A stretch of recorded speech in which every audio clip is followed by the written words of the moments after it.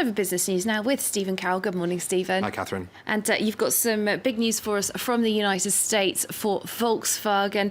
It's said to be close to a settlement, a rather expensive settlement over the emissions cheating scandal. The car makers agreed a draft deal with authorities, which will see it pleading guilty to criminal charges and paying some $4.3 billion in fines. The settlement will also see an independent monitor appointed to the company for the next 3 years. The board of Volkswagen still has to approve the agreement.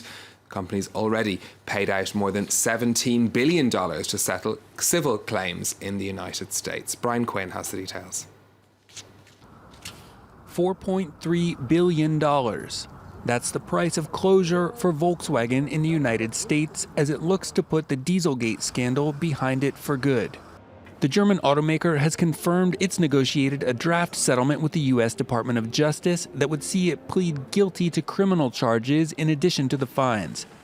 That draft must now be approved by the Volkswagen board. In September 2015, Volkswagen admitted to installing emissions test cheat devices in hundreds of thousands of diesel cars in the U.S. Up to 11 million vehicles worldwide may have the device installed. VW had previously agreed to spend $17.5 billion in the U.S. for civil settlements and buybacks. In October 2016, the company revealed it had set aside 18.2 billion euros, more than $19 billion, to cover costs related to the scandal. The new settlement means its liability will almost certainly exceed that amount. Its total U.S. penalties alone are now up to $20 billion.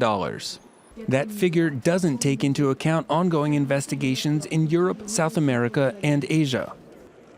In spite of the scandal and a fall-off in U.S. sales, VW hit a global sales record in 2016, thanks in large part to major growth in China. With over 10 million vehicles sold, it may be the #1 car maker for 2016. All right, we'll move on next to a new assessment of how the world economy is doing. This, Stephen, is from the World Bank. And it's good news. Hooray. According to the World Bank, the global growth should pick up to 2.7% this year. That's being driven by a recovery in emerging economies, particularly those commodity exporters, as prices begin to rise. But the bank has warned of a slowdown in investment and also policy uncertainty in many major economies. I spoke to the World Bank's Francisca Unsorga about what effect Donald Trump's policies might have on the world economy. A lot of proposals have been discussed by the incoming administration. For most of them, we have too little detail to actually put a number on the whole policy package and incorporate it into our forecast.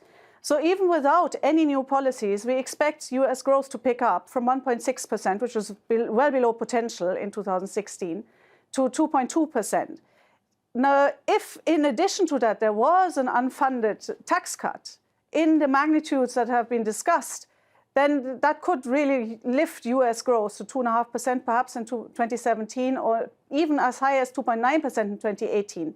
And higher US growth does mean higher growth for the global economy, usually. And you can see more of that interview on our weekly business show, People in Profit, tomorrow at 4:45 Paris time, and on our website, france24.com. Great. Let's move on with a check on the latest market action. European shares opening pretty flat today. We had been looking at telecoms firms leading the gains at the open in Europe. Shares in the French energy company ENGIE are down 3.5% after the French government announced it was selling part of its stake in the company. So not much movement at the open there in Europe. Over in Asia, we have seen a stronger dollar helping Asian exporters. That saw some gains on the Nikkei in Tokyo and on the Kospi in Seoul, which was up by 1.5%, but just some small falls there on the Shanghai Composite. Moving on, French car maker Peugeot Citroën has seen growth of almost 6% in sales last year. It sold more than 3 million cars in 2016, the first time it's passed over that landmark since 2011. The boost in sales was driven by the Iranian market. Figures for the Middle East and Africa region were up by over 110%.